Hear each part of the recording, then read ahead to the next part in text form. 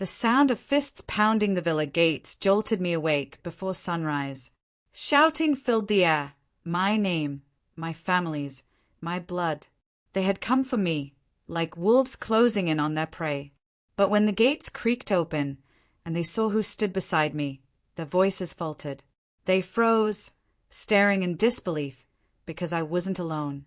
When my grandparents were still alive, they were the only ones who ever truly understood me. Not my sister, not my parents, who always reminded me of my failures. To them, I was never enough. But to my grandparents, I was. Their villa was my sanctuary, a place where I could escape the stifling expectations and conditional love of the rest of the world. There, I learned the true meaning of strength, silence that could silence any criticism, and wealth that was only valuable if you wielded it with conviction. Then came the plane crash that took them away from me, and I thought the grief would be my only inheritance. But when the lawyer read their will, my world shifted.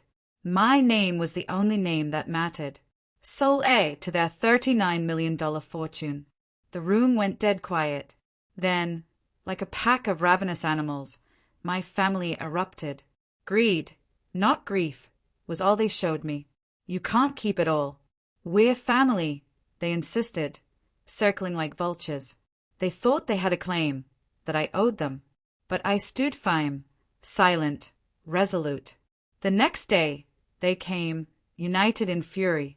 They thought I would crumble under their pressure, beg for mercy. But they didn't know me anymore. Grief had sharpened me. The inheritance had armored me. I had been preparing for this. The night before, I made calls.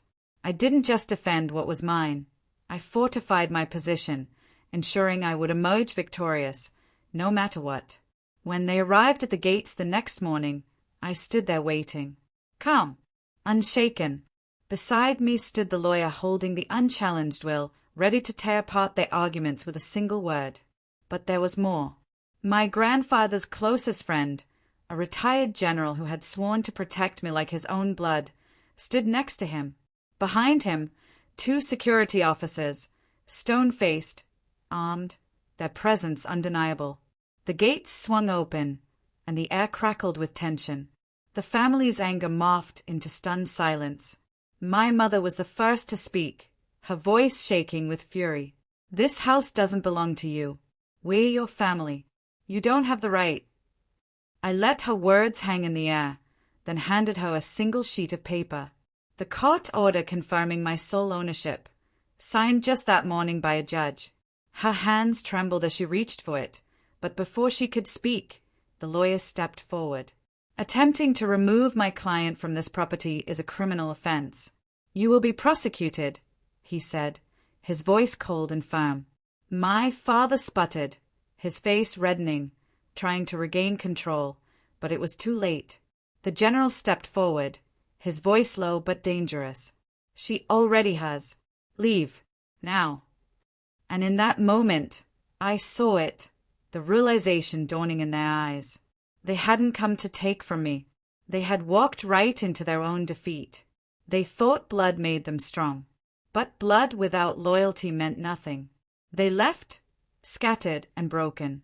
Their unity, their sense of power, shattered in an instant.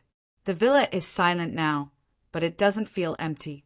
My grandparents' presence still lingers in the stone walls, the vineyards that stretch endlessly before me. I didn't just inherit their wealth. I inherited their strength, their clarity, their ability to see through lies and recognize true loyalty. They thought they could take from me, rewrite the story, erase me. But they forgot one crucial thing. The will wasn't just paper. It was a weapon, and I knew exactly how to use it. So when I stand on the balcony at night, overlooking the estate, I don't feel sadness anymore. Just peace, because the battle is over, and I won.